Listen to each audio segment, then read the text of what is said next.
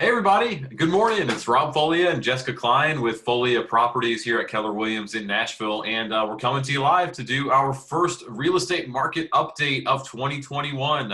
We're excited to look at these numbers with you, and I know I was telling Jessica right before our call, I haven't even pulled these up yet, so you're going to get kind of our live reactions as to how the market closed out in 2020, and we'll dive right in if that sounds good, Jessica. Yeah, sounds great to me.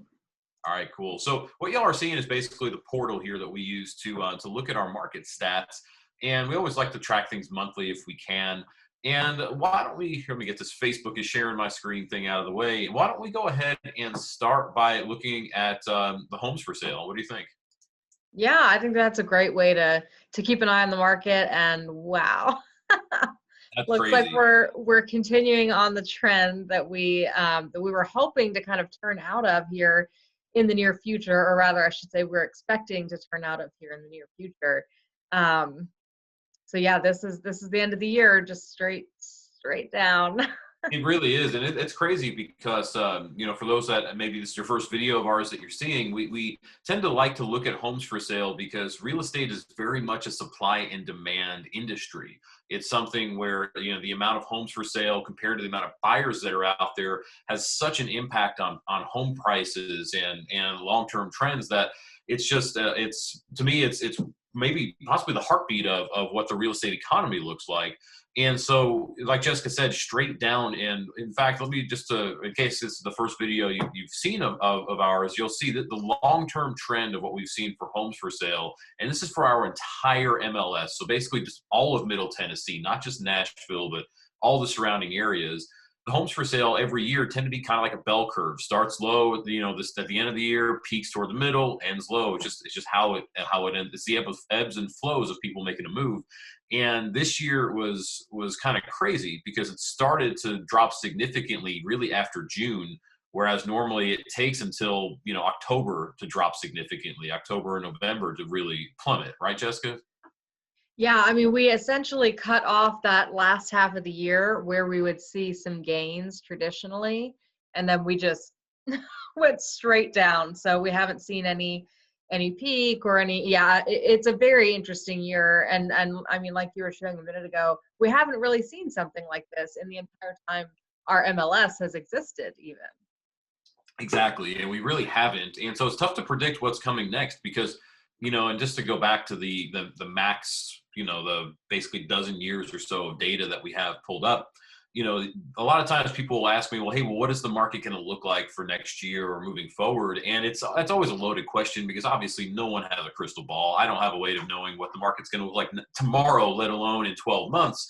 Anything could happen, and yet we can look at trend lines and see what's happening long term.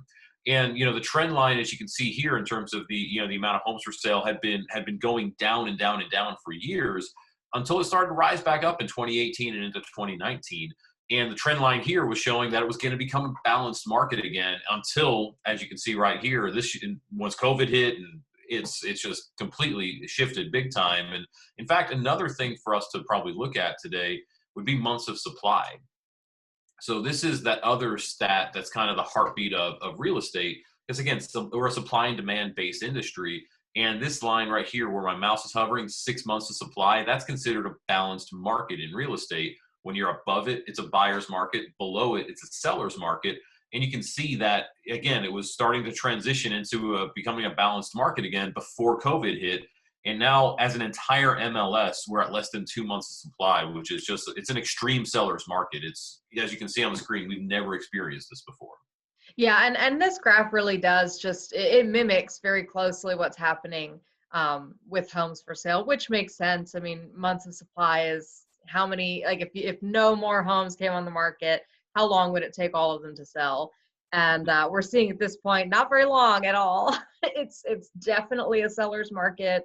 Homes are not lasting very long when they hit the market.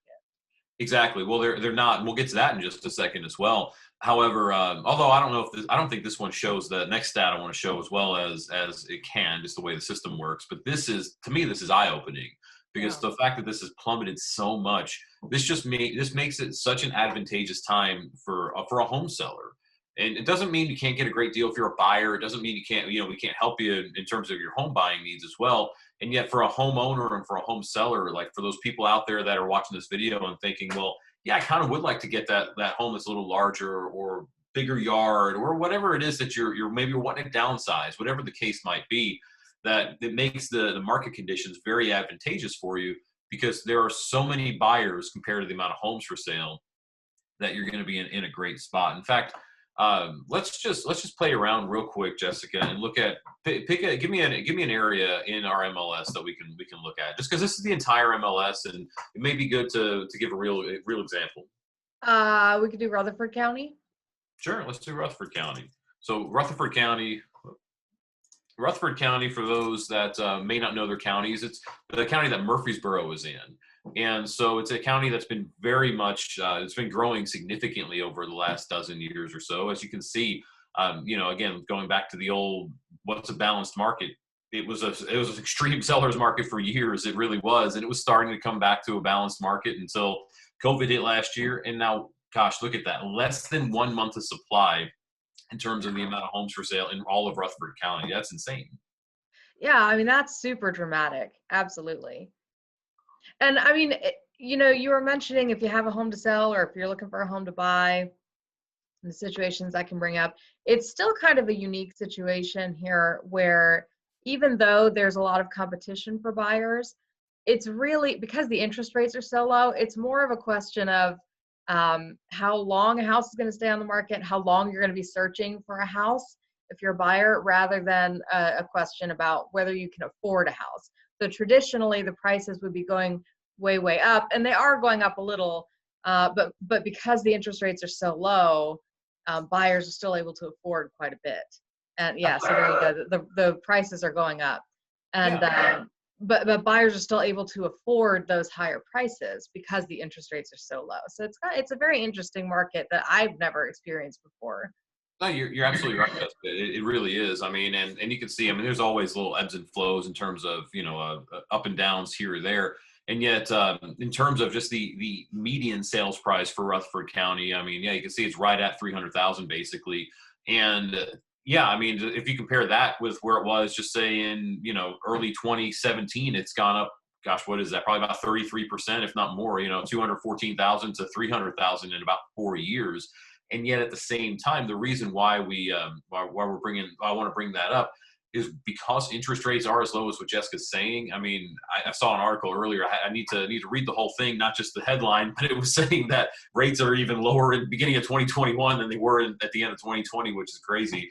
Yeah, so that's like we're seeing a lot of loans in the twos, which is just, I mean, that's insanely low. It really is. Oh, it most definitely is. And for anybody who's hearing this stuff, maybe you're just scrolling through on Facebook and you happen to catch this portion of the video and you have no interest to make a move right now, you very well might want to refinance your home because that might save you a ton of money long term. But that's beside the point. If you have a question about that, reach out. I don't want to go off on a tangent about it.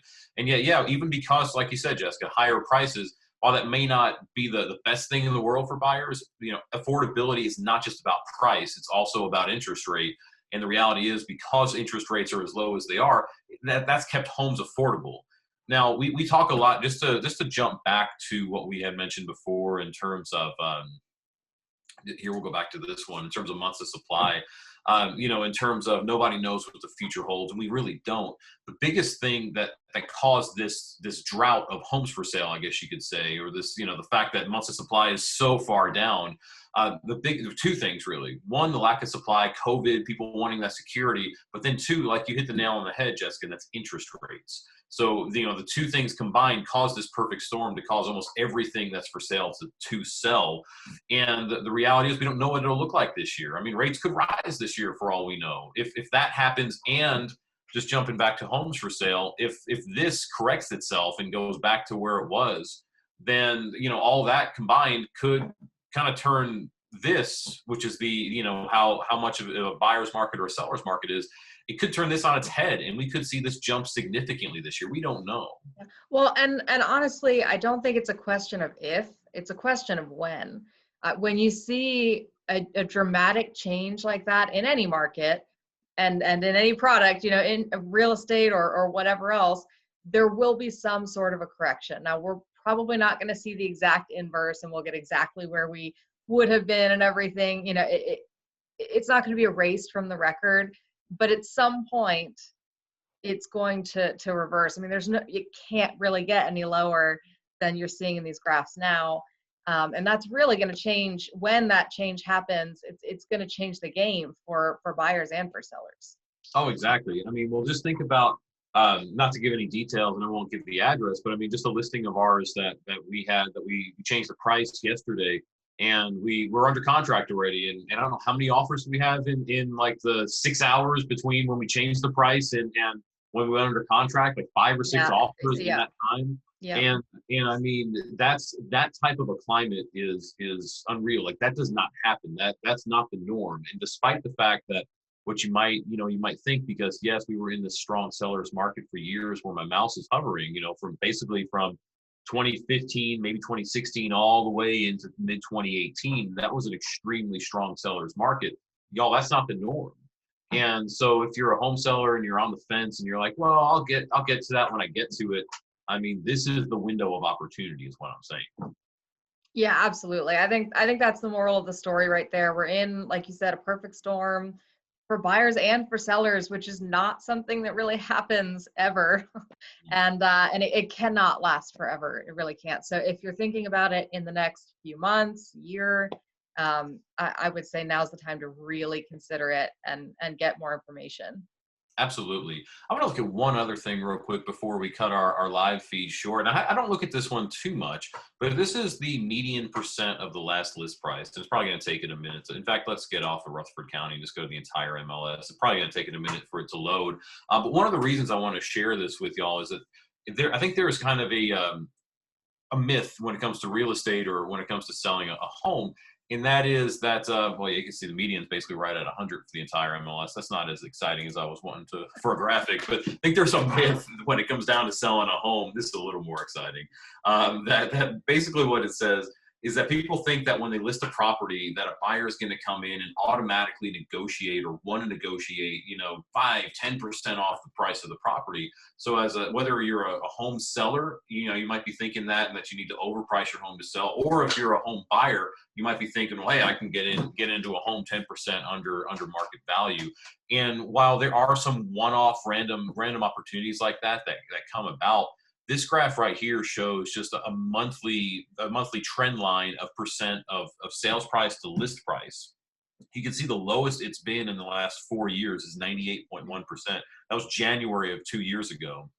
The highest it's been was November of this past year at 99.3%. So you can see over this 4-year trend period, it's basically 98 to 99% of what a home is getting. So, and that doesn't mean that that's exactly what your home's going to get. I mean, gosh, what was our average last year, Jessica? Sales price to list price, I think over 102%, if I remember correctly. Yeah, between 100 to 103. Yep. And that's on our listing side. For our buyers, we are able to negotiate for you when the opportunity presents itself. I mean, we've had plenty of buyers that we've been able to save tens of thousands of dollars even in this type of market. Just depends on the opportunity, depends on the scenario. Long story short, just know your market, know what's happening out here. If y'all have a question, reach out to us. You can comment on the page. You can email us, call us. We're happy to help any way that we can. Speaking of comments, Jessica, are there any comments on the Facebook page or Facebook page? We have no comments at this time, and just like every other week, if you have any questions, just stick them in the comments whenever you find the video, and we'll be happy to answer. Yeah, most definitely. Or like I said, email us, info@foliaproperties.com. You can call us, 615-591-5665.